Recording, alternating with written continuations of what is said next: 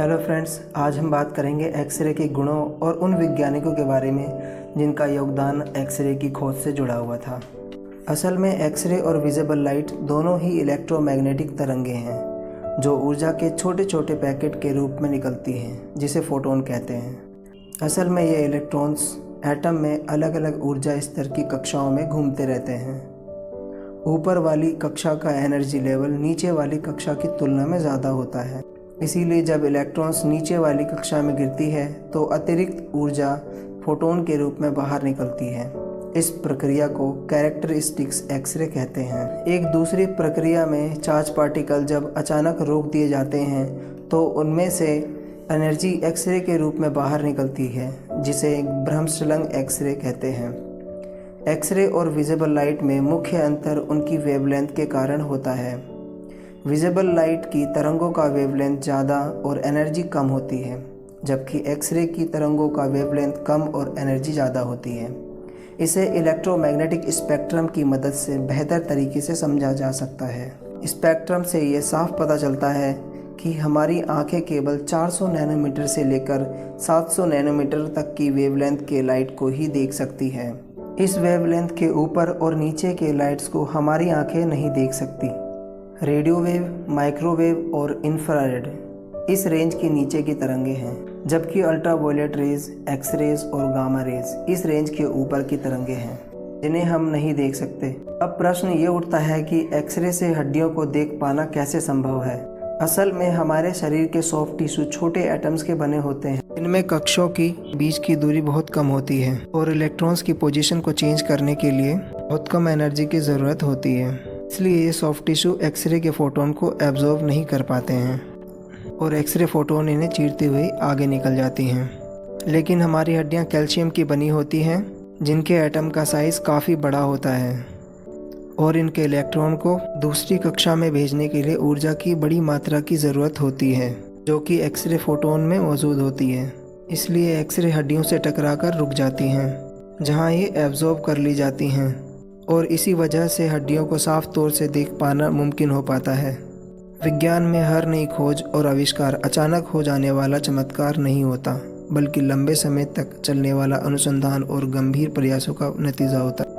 X ray की खोज भले ही रोंजन के हाथों हुई हो, पर सही मायनों में इनका श्रेय उन सभी वैज्ञानिकों को जाना चाहिए जिनके आविष्कार की बदौलत रोंजन के लिए यहाँ तक का रास्ता आसान हुआ। 1850 में माइकल फैराडे द्वारा बनाई गई बिजली की मशीन, 1851 में रोमको द्वारा विकसित इंडक्शन कोयल, ये दोनों ही रोंजन की प्रयोगशाला के अहम हिस्से थे। रोंजन ने जिस मरकरी पंप का इस्तेमाल अपने प्रयोग में किया था, निर्माण 1865 में स्प्रिंगल ने किया था। ग्लास ट्यूब को खाली करने के लिए इस मरकरी वैक्यूम पंप का इस्तेमाल होता रहा। इसी क्रम में कैथोड रे का पता चला। खोजों और आविष्कारों का सिलसिला चलता रहा और 19वीं शताब्दी के 8वें दशक में विलियम क्रूक्स ने क्रूक्स ट्यूब को विकसित किया, एक ऐसा गिलास ट्यूब जो कि एक सीड सिलेंडर के रूप में था। इसके दोनों किनारों पर इलेक्ट्रोड्स लगे हुए थे। क्रूक्स ने बेहतर वैक्यूम पंप का उपयोग किया, जिससे कम गैसीय दबाव पर बेहतर कैथोड रे का निर्माण मुमकिन हो पाया। इसके बाद समय समय पर कैथोड रे से संबंधित कई खुलासे किए गए।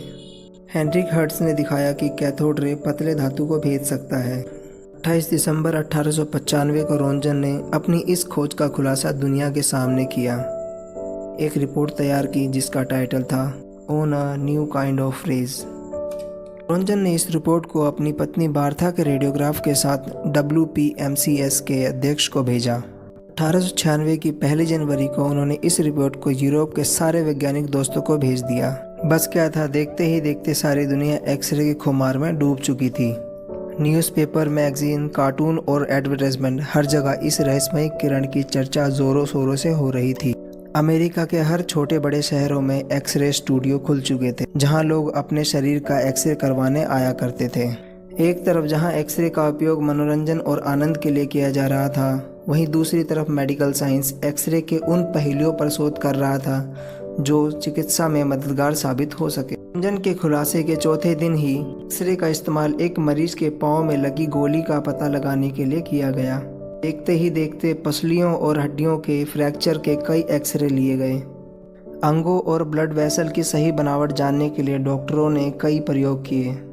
इसके बाद एक्सरे थेरेपी इलेक्ट्रोथेरेपी की किताबों का अहम हिस्सा बन चुका था। एक्सरे की खोज से पूरी दुनिया में ऐसी फुर्ती सी आ गई थी, पर इसके नकारात्मक पहलू भी जल्द ही नजर आने लगे थे। फरवरी 1896 वंडरवेल्ट यूनिवर्सिटी के भौतिक विज्ञान के प्रोफेसर ने मेडिकल स्कूल के डीन की खोपड़ी का एक्सरे लिया। 3 सप्ताह के बाद ही उस डीन के सर के सारे बाल गिरने लगे थे। इस घटना को किसी ने गंभीरता से नहीं लिया।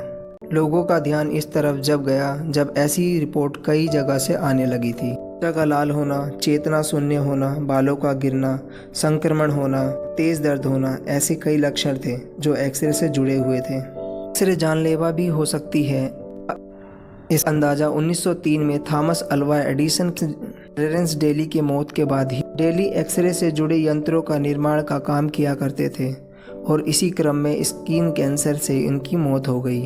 डेली की मौत के बाद शोधकर्ताओं ने एक्सरे के ऊपर काम करना शुरू किया ताकि बगैर किसी नुकसान के एक्सरे से इलाज किया जा सके। आधुनिक विज्ञान एक्सरे के उपयोग को अच्छी तरह समझ चुका है। रंजन की रहस्यमय किरण अंधेरे कमरे से निकलकर चिकित्सा जगत का अहम हिस्सा बन चुकी है। हड्डियों से शुरू हुआ ये सफ़र आज अंगों, मांसपेशियों, रक्त वाहिनियों, तंतुओं और तंत्रिका कोशिका तक पहुंच चुका है। इनकी मदद से शरीर के छोटे छोटे हिस्से का 3D इमेज लिया जा सकता है, जैसे टूटी हड्डियों, दांत की बीमारियों समेत कई दूसरी खतरनाक बीमारियों की जड़ तक पहुंचने में मदद मिलती है। ओके स्टूडेंट्स, आज के लिए इतना ही। मिलते हैं नेक्स्ट वीडियो में।